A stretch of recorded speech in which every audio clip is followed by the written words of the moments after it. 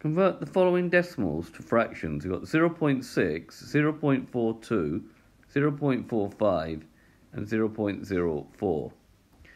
So we've got 0.06. 0.06 can be written as 6 divided by 10, and then that can cancel down to 3 over 5.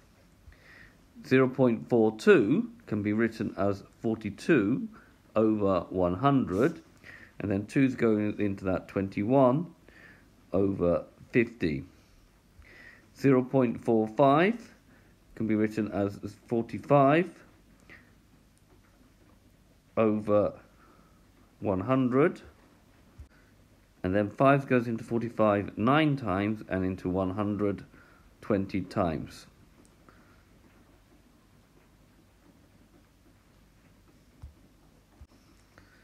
Part D, 0.04, okay, that's going to be 4 over 100, so be careful with that, it's 4 over 100, and that will cancel down to 4 goes into 4 one time and into 100 25 times. So this has been a video to show you how to convert a decimal into a fraction. I hope you've understood, and I thank you very much for watching.